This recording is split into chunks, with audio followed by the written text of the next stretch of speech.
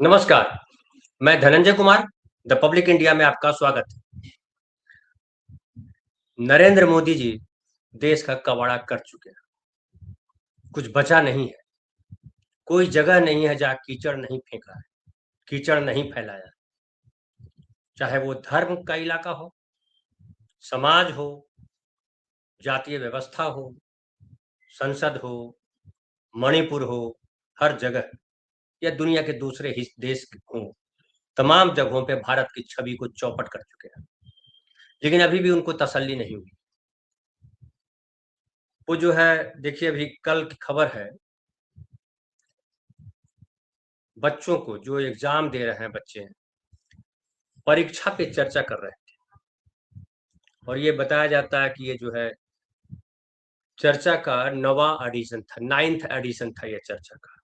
और इसमें पीएम मोदी छात्रों को एग्जाम वॉरियर बनने के 5 गुरु मंत्र दिए।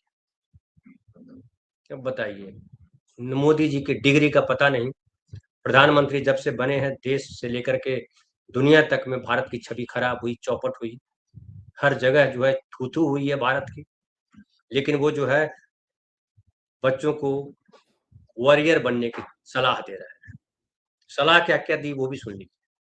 उन्होंने कहा कि परीक्षा को उस उत्सव की तरह मनाएं। उन्होंने कहा कि दूसरों के बजाय खुद से प्रतिस्पर्धा करें। तीसरा मंत्र दिया कि डिजिटल फास्टिंग के जरिए तकनीक का सही इस्तेमाल करें, जैसे मोदी जी कर रहे हैं, वो टेलीप्रॉम्प्टर का इस्तेमाल। और जब टेलीप्रॉम्प्टर रुक जाता है तो खुद चुप हो जाते हैं। तो अगर डिजिटल धोखा दे दे तो कैसे चले, इसका इस्तेमाल नहीं बता पाए मोदी जी। फिर उन्होंने कहा कि आसान के बजाय मुश्किल को पहले पूरा करें। आम तौर पे लोग बताते हैं कि पहले जो एग्जाम देने जाते हैं तो पहले आप आसान सवाल जो आपको लगे, जिसको कॉन्फिडेंट हो कि हमको आता है, उस सवाल का जवाब दीजिए। मोदी जी बता रहे हैं पहले मुश्किल सवाल सवाल के जवाब दीजिए। इसी से पता चलता है कि मोदी जी ने कितनी परीक्षाएं दी है। और आखिरी मंत्र उन्होंने दिया कि रट्टू तोता बनने के बजाय एग्जाम वॉरियर बने, मतलब रट करके न चले। ये तमाम जो मंत्र दिए, मोदी जी ने खुद अपने जीवन में इस्तेमाल नहीं किए। गांधी जी का एक प्रसंग मुझे याद आ रहा है, उदाहरण स्वरूप मैं आपको सुना दूं। एक महिला जो है अपने बच्चे को लेकर के गई गांधी जी के पास और कहा कि देखिए ये मीठा बहुत खाता है, गुड़ बहुत खाता है, तो इसको आप समझाइए। गांधी जी ने बच्चे को देखा और कहा कि अगले सप्ताह आना। जब अगले सप्ताह महिला अपने बच्चे के साथ गांधी जी के पास गई तो गांधी जी ने कहा कि बेटा, गुड़ नहीं खाते हैं, दांत खराब हो जाते हैं, है ना? तो आज के बाद गुड़ मत खाना। महिला ने ये जब सुना तो कहा कि गांधी जी, अगर यही बता इतना ही बताना था तो आप तो उस दिन भी बता सकते थे। गांधी जी ने कहा कि मैंने इसलिए नहीं बताया कि उस दिन तक मैं भी गुड़ खाता था। जो हम करते रहे वो दूसरों को रोकने की नसीहत कैसे दे सकते हैं? ये गांधी थे। और ये गांधी की विपरीत मोदी है। अमल में भले ना लाए लेकिन दूसरों को अमल करने की सलाह देते रहते हैं। अब देखिए, इन्होंने जो भाषण दिया था परसों राज्यसभा में, लोकसभा में तो बोल नहीं पाए, भाग गए। कहा गया कि प्रधानमंत्री की जान को खतरा था, हमला कर सकते थे विपक्ष के नेता या विपक्ष के सांसद, और प्रधानमंत्री ने वहां गए ही नहीं। उसके बाद वो जो है राज्यसभा गए। राज्यसभा में राष्ट्रपति के अभिभाषण पर धन्यवाद प्रस्ताव पढ़ा, उसका जवाब दिया और उन्होंने 1 घंटा 37 मिनट बोला। 1 घंटा 37 मिनट। और क्या-क्या कहा उसका थोड़ा-सा मैं ज़िक्र कर दूँ। उन्होंने कहा कि ये कौन-सी मोहब्बत की दुकान है, जो मोदी की कब्र खोदने की बात करते हैं। क्या ये सार्वजनिक जीवन की मर्यादा का अपमान नहीं है? मोदी जी और सार्वजनिक जीवन में मर्यादा, दोनों विपरीत संबंध है दोनों के बीच का। मोदी जी के जीवन और सार्वजनिक जीवन में मर्यादा, दोनों विपरीत शब्द है। वो आप लगातार देख रहे हैं। कितना सम्मान किया आडवाणी जी का, कितना सम्मान किया केशुभाई पटेल का, कितना सम्मान किया अटल बिहारी वाजपेयी जी का, और कितना सम्मान कर रहे हैं देश के नागरिकों का, वो सब देख रहे हैं। और ये जो मोदी तेरी कब्र खुदेगी, क्या राहुल गांधी बोल रहे हैं?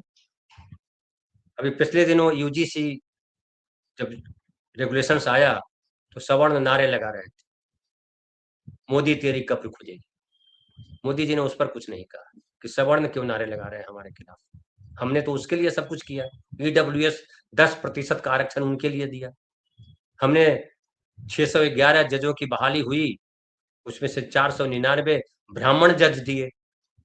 हमने जितनी यूनिवर्सिटीज हैं, सेंट्रल यूनिवर्सिटीज, उसके वाइस चांसलर सब जो है ब्राह्मणों को बनाया, आरएसएस को लोगों को बनाया। फिर क्यों सवर्ण के लोग हमको गाली दे रहे हैं, मेरी कब्र क्यों खोदना चाहते हैं? उस पर मोदी जी ने कुछ नहीं कहा। राहुल गांधी ने जो नहीं कहा वो बता रहे हैं। उसके बाद उन्होंने जब ये भाषण देना शुरू किया तो विपक्ष नारेबाजी करनी शुरू कर दी और विपक्ष के नेताओं ने कहा कि राहुल गांधी को बोलने दिया जाए, तानाशाही नहीं चलेगी। खड़गे साहब भी बोल रहे थे, इस पर ये बात उठा रहे थे, नारा लगा रहे थे। अब देखिए कितना सम्मान किया खड़गे साहब का। उन्होंने कहा कि जो है खड़गे जी आपकी उम्र हो गई है, बैठ करके नारे लगाइए। बताइए, ये खड़गे साहब का सम्मान है? उम्र का ऐसे मजाक उड़ाते हैं। विपक्ष के राज्यसभा में नेता है, कांग्रेस पार्टी के अध्यक्ष, उनका सम्मान इस तरह से किया कि सभापति से कहा कि खड़गे जी की उम्र को देखते हुए उन्हें बैठकर नारे लगाने की इजाजत दी जाए। इसके बाद विपक्ष ने वॉकआउट कर दिया।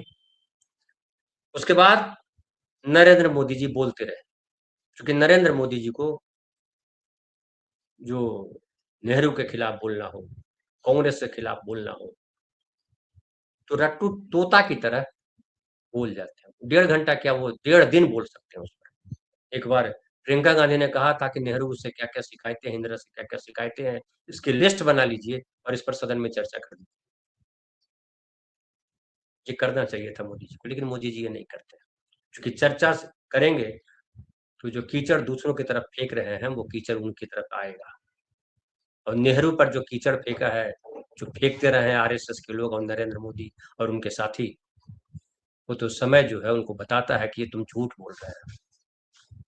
लेकिन मोदी जी पर जब कीचड़ उछलेगा तो झूठ नहीं सच होगा, ये मोदी जी जानते हैं, इसलिए बहस से भागते हैं, राहुल गांधी का सामना नहीं कर पाते। उन्होंने कहा, 2-3 बातें मैं बताता हूं उन्होंने क्या क्या कहा भाषण के दौरान राज्यसभा में। उन्होंने कहा कि लाल किले से दिए कांग्रेस के प्रधानमंत्रियों के भाषण का एनालिसिस कर लीजिए, इससे पता चल जाएगा कि उनके पास कोई विजन नहीं था। बताइए, नेहरू, इंदिरा, लाल बहादुर शास्त्री, इन सबके पास कोई विजन नहीं था। उसके बाद कह रहे हैं कि हमारी काफी ताकत उनकी गलतियों को सुधारने में लग रही है। थोथा चना बाजे घना इसी समय के लिए मुहावरा बना था। ये कहावत जो कही गई है, मुहावरा जो है वो इसीलिए है। थोथा चना बाजे घना नरेंद्र मोदी जी पे एकदम चस्पा हो जाता है। वो कह रहे हैं कि उस दौर में दुनिया के मन में हमारी जो इमेज बनी थी उसे मिटाने में बहुत मेहनत लगती है। ये बात बहुत सही कह रहे हैं। उस समय दुनिया जो है भारत का नाम नेता के तौर पर लिया जाता था। नेहरू स्टेट्समैन कहा जाते थे। इंदिरा गांधी ने अमेरिका को जवाब दिया था और उसकी वजह से दुनिया में चर्चा हुई थी, आयरन लेडी कहलाया। मोदी जी ने एक झटके में सब निपटा दिया। ट्रंप के सामने इतनी बार घुटने पर आए, इतनी बार लेट गए ट्रंप के सामने कि दुनिया कह रही है कि मोदी जी ये क्या कर रहे हैं। और रूस कह रहा है कि भारत अमेरिका के सामने झुकेगा नहीं, झुकेगा नहीं, क्या झुका हुआ है। और देखिए, ये गीत गा रहे हैं कि ये यूरोपियन यूनियन और अमेरिका से जो ट्रेड डील किया है वो गर्व का विषय है। एक साथ 27 देशों के साथ डील की है, जिसमें यूरोपियन यूनियन और अमेरिका से डील भी शामिल है। इनके समय डील बोफोर्स थी। बोफोर्स तोप जो है 65 करोड़ की दलाली का मामला चला, 650 करोड़ से ज्यादा उसकी जांच में खर्च हो गए। पीपी सिंह भी नहीं बताया कि पर्चे में किस किस का नाम है। और वही बोफोर्स तो याद कीजिए, करगिल युद्ध के समय सबसे ज्यादा कारगर रहा था। मोदी जी झूठ बोलने में पीएचडी से भी आगे पढ़ाई अगर कोई है तो पढ़ चुके हैं। उसके बाद उन्होंने कहा कि देश के लोगों के बारे में नेहरू और इंदिरा जी की सोच क्या थी, वो बताया उन्होंने।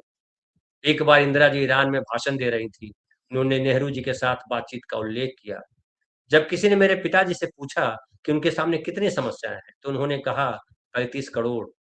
उस समय हमारे देश की जनसंख्या 35 करोड़ थी। इंदिरा जी ने आगे कहा, आज देश की जनसंख्या 57 करोड़ है, मेरी समस्याओं की संख्या भी इतनी ही बढ़ी। क्या कोई ऐसा हो सकता है कि अपने देश के लोगों को जो समस्या माने? देखिए कितनी मजबूत समझदारी है नरेंद्र मोदी जी की। वो कह रही हैं कि जितनी हमारे देश की जनसंख्या है, उससे कम हमारी समस्याएँ नहीं हैं। यानी इतनी विकट समस्याएँ हमारे देश के सामने है, हमारे सामने है। वो कह रहे हैं, देश की आबादी उनके सामने समस्या है। तो ऐसे नरेंद्र मोदी जी, आदरणीय नरेंद्र मोदी जी, यशस्वी प्रधानमंत्री जी विरले हैं, दुर्लभ हैं। और देखिए प्रधानमंत्री क्या-क्या नहीं बोल रहे हैं, लेकिन मणिपुर में क्या हो रहा है? मणिपुर में फिर एक बार जो है हिंसा भड़क उठी। अभी 2 दिन पहले ही राष्ट्रपति शासन हटाया गया। राष्ट्रपति शासन जो है 13 फरवरी तक, लेकिन पहले भी हटा दिया गया 7 दिन पहले। और आनन-फानन में वहाँ के एक इनके जो विधायक हैं, वाई खेमचंद सिंह, उनको मुख्यमंत्री बना दिया गया। वो मुख्यमंत्री बन गए और मुख्यमंत्री बनने के बाद उन्होंने कई तरह की घोषणाएं की, कहा कि हम शांति लेकर के आएंगे। और उनकी सर्वोच्च प्राथमिकता जो है पर्वतीय और घाटी दोनों जिलों में जातीय हिंसा के कारण विस्थापित हुए लोगों की समस्याओं का समाधान करना है। लेकिन समाधान निकलेगा या नहीं निकलेगा, ये तो भविष्य के गर्भ में है। अब तक तो समाधान नहीं निकला है और फिर से एक बार वहाँ हिंसा भड़क गई है। और बीबीसी की रिपोर्ट देख रहा था, उसमें कहा कि ये खेमचंद जी अचानक जो है मुख्यमंत्री कैसे बनाए, उसमें उसकी चर्चा है। और उसकी चर्चा ये है कि पिछले 8 दिसंबर को सोशल मीडिया पर एक तस्वीर शेयर की गई और उस तस्वीर में ये था कि उखरूल जिले के एक कुकी गांव की थी, जहां बीजेपी नेता युमनाम खेमचंद सिंह, जो मुख्यमंत्री बनाए गए हैं, एक रिलीफ कैंप के बाहर एक छोटी बच्ची को गोद में उठाए थे। ये बच्ची कुकी जनजाति की थी। 3 मई 2023 को राज्य में भड़की जातीय हिंसा के बाद से यह पहला मौका था जब किसी मैतेई नेता ने विस्थापित कुकी लोगों के बीच जाकर उनकी तकलीफों को जानने की कोशिश की थी। और इसी तस्वीर को लेकर के नरेंद्र मोदी जी को लगा कि अब खेमचंद जो है मणिपुर की समस्या का समाधान कर सकते हैं। खेमचंद भी मैतेई है। और उसके बाद इनको जब मुख्यमंत्री बनाया गया तो वहाँ की जो कुकी आदिवासियों की प्रमुख संस्था है कुकी इनपी, उसकी प्रवक्ता लुनकिपगेन ने कहा कि युमनाम खेमचंद सिंह वाकई मैतेई नेताओं में से एक लिबरल नेता माने जाते हैं, लेकिन हिंसा के दौरान वो खेमचंद की भूमिका पर सवाल उठाते हैं। तो कहते हैं कि भले ही खेमचंद लिबरल हैं, लेकिन जब वीरेंद्र सिंह अपने पावर का गलत इस्तेमाल कर रहे थे, तब ये लिबरल लोग कहाँ थे? लिहाजा सीएम के तौर पर खेमचंद सिंह, वीरेन या विश्वजीत कोई भी हो सकता है। इससे कुकी जो समुदाय को कोई फर्क नहीं पड़ता, क्योंकि वे सभी एक ही समुदाय के हैं। खेमचंद जी के बारे में ये भी बताया जाता है कि खेमचंद जी जो आरएसएस के कट्टर समर्थक हैं। खेमचंद जी टीचर रहे और ग्लोबल ट्रेडिशनल टाइक्वांडो फेडरेशन ने उनको जो है 5वां डेन प्रमाण पत्र दिया है। तो ये 5वीं डैन ब्लैक बेल्ट प्राप्त करने वाले पहले भारतीय हैं। लेकिन क्या मणिपुर में ये शांति ला पाएंगे, ये बड़ा सवाल है। और जिस तरह से मोदी जी लगातार अपने आप को उजागर कर रहे हैं, एप्स्टीन फाइल की भी चर्चा है, वापस आई है कि एक जो है वहाँ के भारत के जो ब्रिटेन में जो दूतावास था, वहाँ वो एम्बेसडर थे, उनका नाम था वाई के सिन्हा, उनका भी इसमें नाम है। 2020 में सरकार ने उन्हें भारत का मुख्य चुनाव आयुक्त नियुक्त किया था। तो ये है मोदी जी की तस्वीर। और अपेक्षा करते हैं कि हमारे देश के लोग सच और झूठ का फर्क कर पाएंगे, वो समझ पाएंगे कि विजन किसके पास है, किसके पास नहीं है। ये देश जिस तरह से लगातार वैमनस्यता की तरफ बढ़ रहा है, हिंसा की तरफ बढ़ रहा है, जातीय और धर्म की खाई जिस तरह से बढ़ रही है, और हमारे राष्ट्रीय नायकों पर जिस तरह से संसद के भीतर प्रधानमंत्री से लेकर के आम सांसद तक कीचड़ उछालते हैं, वो विडंबनापूर्ण है, घातक है। फिलहाल इतना ही। बहुत बहुत धन्यवाद।